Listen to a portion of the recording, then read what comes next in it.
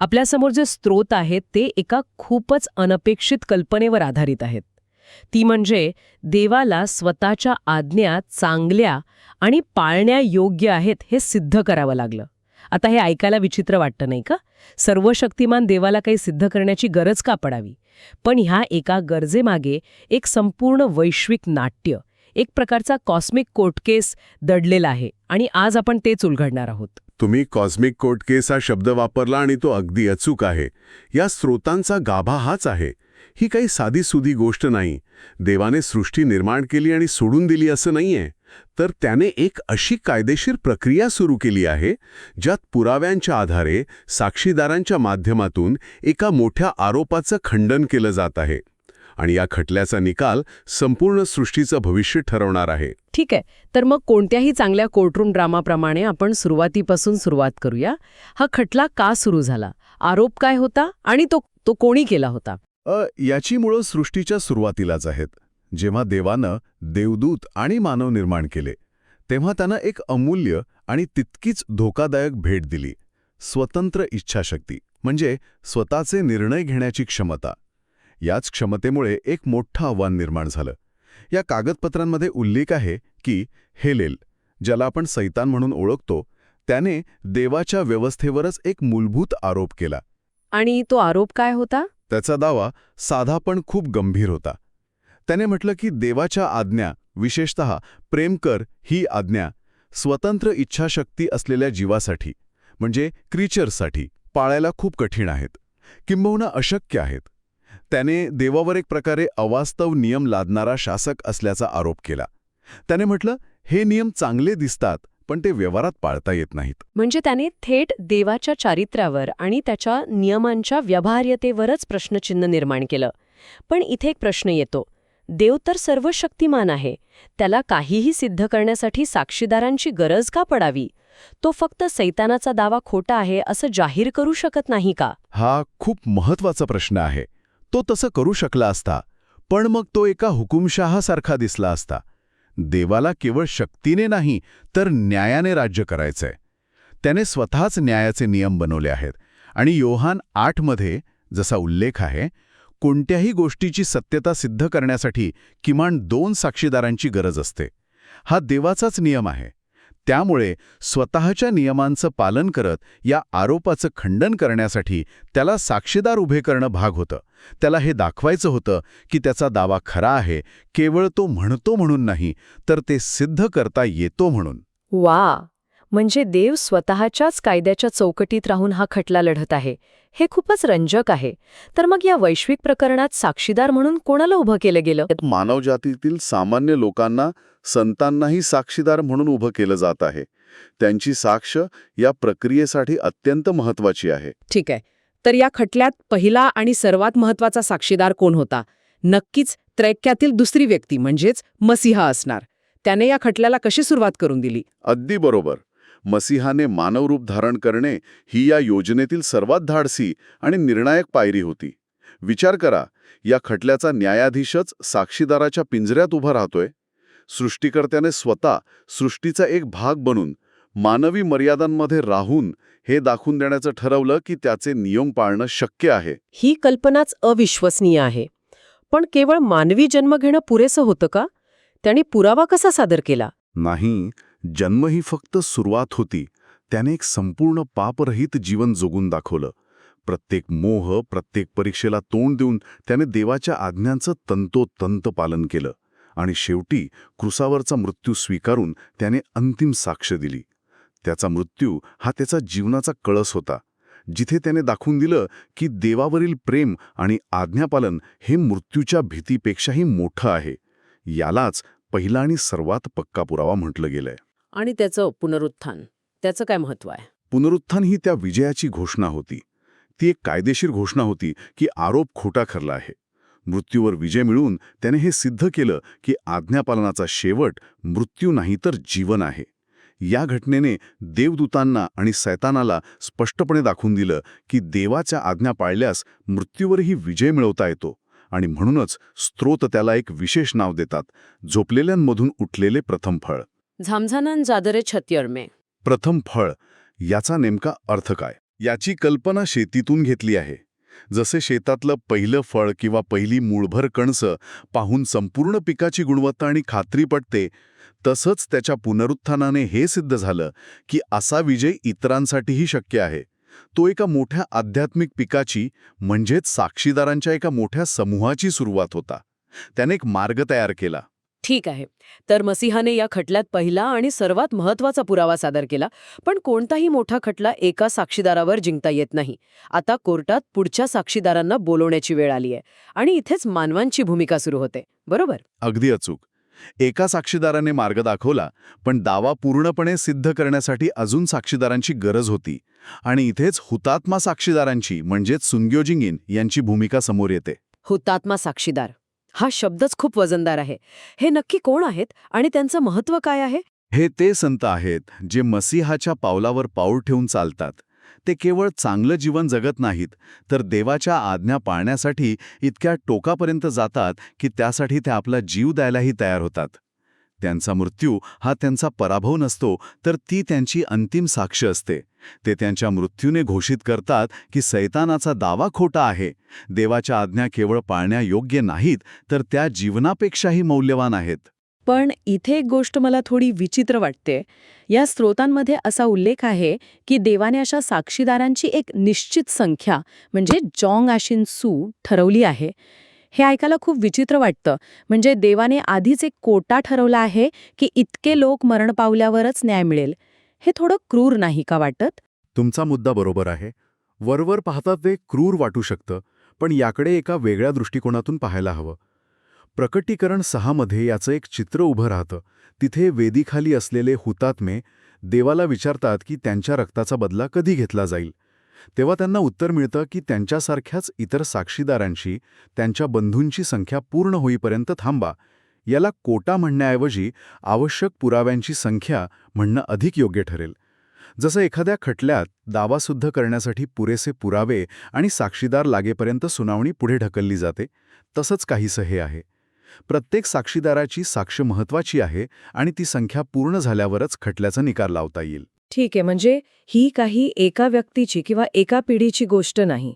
स्रोत असं सांगत आहेत की ही एक मल्टी स्टेज व्हॅलिडेशन प्रोसेस आहे, जी इतिहासाच्या वेगवेगळ्या टप्प्यांवर पूर्ण होते.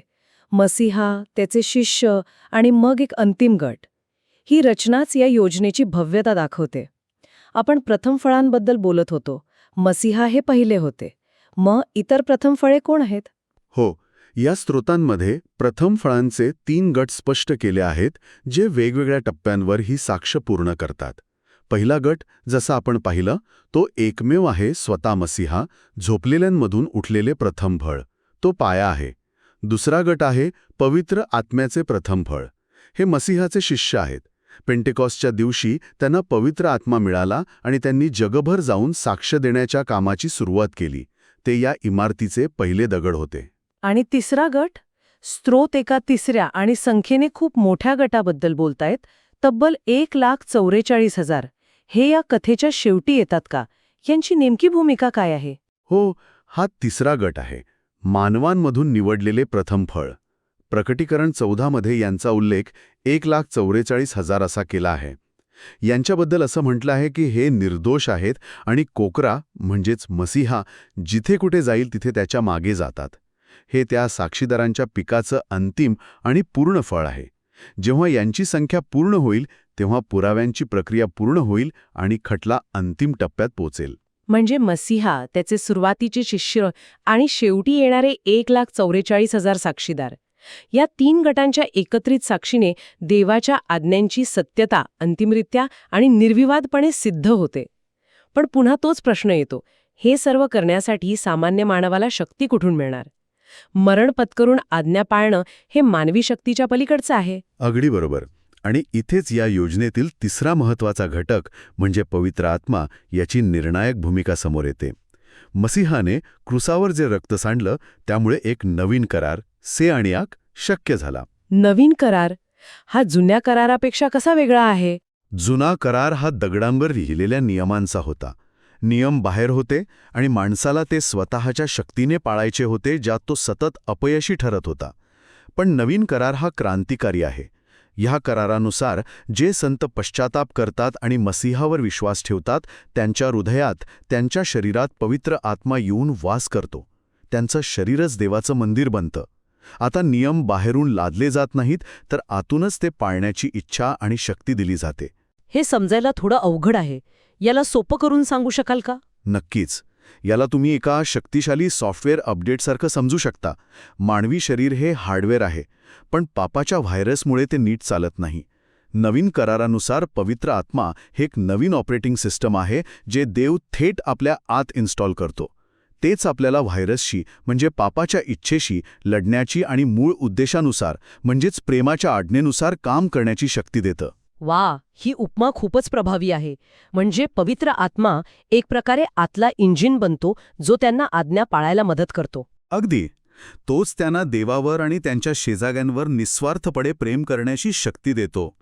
या कागदपत्रांमध्ये आणखी एक सुंदर उपमा वापरली आहे, पावसाची. पवित्र आत्मा सुरुवातीला लवकरच्या पावसासारखा इरिण बी आला.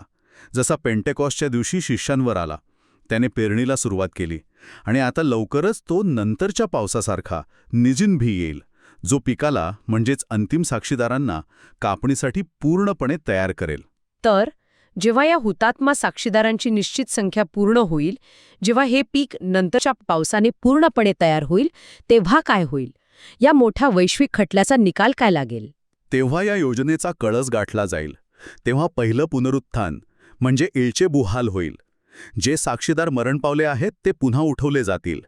ही घटना म्हणजे अंतिम पुरावा असेल. या घटनेने देवाच्या आज्ञांची सत्यता संपूर्ण सृष्टीसमोर अंतिमरित्या आणि कायमची सिद्ध होईल. सैतानाचा दावा कायमचा मोडीत निघेल. कोर्टात शांतता पसरेल आणि निकाल स्पष्ट होईल. आणि याचे परिणाम काय होतील? या निकालामुळे जगात काय बदलेल? याचे 2 मुख्य आणि दूरगामी परिणाम होतील. एक, यामुळे आज्ञा मोडणाऱ्यांना दोषी ठरवण्यासाठी एक ठोस आणि निर्विवाद कायदेशीर आधार मिळेल. आता कोणीही म्हणू शकणार नाही की आज्ञा पाळणे अशक्य होते म्हणून आम्ही त्या मोडल्या. कारण हजारो साक्षीदारांनी स्वतःच्या जीवाची बाजी लावून त्या पाळून दाखवलेले असतील. त्यामुळे त्यांच्यावर न्यायनिवाडा करणं पूर्णपणे न्यायोजित ठरेल. आणि दुसरा परिणाम, जो मला वाटतं जास्त महत्वाचा आहे, तो म्हणजे सृष्टीमधून पापाची शक्यताच कायमची नाहीशी होईल. हे समजून घेणं खूप महत्त्वाचं आहे. भविष्यात प्राण्यांना म्हणजे देवदूत आणि मानवांना आज्ञा मोडण्याची इच्छाच होणार नाही. 1 मिनिट, असं कसं शक्य आहे? त्यांची स्वतंत्र इच्छाशक्ती तर कायम राहणार आहे ना? हो, स्वतंत्र इच्छाशक्ती कायम राहील, ती काढून घेतली जाणार नाही.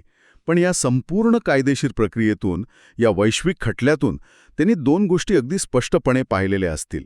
एक, आज्ञा मोडण्याचे भयंकर परिणाम, दुःख, वेदना, मृत्यू, नाश. आणि त्याचवेळी त्यांनी आज्ञा पाळण्याचे अद्भुत आणि ग्लोरिफाईंग परिणामी पाहिलेले असतील. पुनरुत्थान, सार्वकालिक जीवन, प्रेम आणि आनंद. म्हणजे अनुभवातून मिळालेलं शहाणपण. अगदी. त्यांचं ज्ञान आणि अनुभव इतका पक्का झालेला असेल की त्यांची स्वतंत्र इच्छाशक्ती परिपूर्ण होईल. ते स्वतःच्या इच्छेने, आनंदाने आणि पूर्ण जाणीवेने नेहमी देवाच्या मार्गानेच चालतील. पापाचा पर्याय त्यांच्यासमोर असेल, पण तो त्यांना कधीच आकर्षक वाटणार नाही, कारण त्याचे परिणाम त्यांना माहीत असतील. त्यामुळे पापाची शक्यता सृष्टीतून नाहीशी होईल. तर या सगळ्याचा अर्थ असा की सृष्टीच्या निर्मितीचा जो मूळ उद्देश होता तो तेव्हा पूर्ण होईल. वेदना आणि दुःख संपून जाईल आणि देवाने योजलेला खरा विसावा म्हणजे आंशिक सर्वांना प्राप्त होईल. ही योजना खरंच खूप मोठी आणि व्यापक आहे. म्हणजे या स्रोतांनुसार मानवाचं दुःख, त्याचा त्याग आणि अगदी त्याचा मृत्यूसुद्धा हे सगळं व्यर्थ नाही. ते एका मोठ्या वैश्विक योजनेचा भाग आहे, ज्याचा अंतिम उद्देश पापाच्या शक्यतेचा नायनाट करून एक परिपूर्ण आणि प्रेमळ सृष्टी निर्माण करणे आहे. हे सर्व एका मोठ्या खटल्यासारखं आहे, जिथे सत्य सिद्ध केलं जात आहे. होय, आणि यात केंद्रीय भूमिका साक्षीदारांची आहे. ही गोष्ट केवळ देवाबद्दल किंवा मसीहाबद्दल नाही, तर सामान्य मानवसुद्धा त्या नवीन ऑपरेटिंग सिस्टमच्या म्हणजेच पवित्र आत्म्याच्या सहाय्यानं या महान वैश्विक नाटकात एक अत्यंत महत्त्वाची भूमिका बजावून सृष्टीच्या पूर्णत्वासाठी हातभार लावू शकतात. त्यांची प्रत्येक निवड, त्यांचा त्याग, त्यांची साक्ष ह्या सगळ्याला एक वैश्विक महत्त्व आहे. ही चर्चा ऐकणाऱ्यांसाठी एक विचार करण्यासारखा प्रश्न मागे ठेवूया. जर स्वतंत्र इच्छाशक्तीमुळे दुःख आणि पापाची शक्यता निर्माण झाली, तर त्याच स्वतंत्र इच्छाशक्तीचा वापर करून पापाच्या शक्यतेला कायमचे नष्ट करण्याच्या या योजनेत मानवाच्या प्रत्येक लहान मोठ्या निवडीचे महत्त्व किती असेल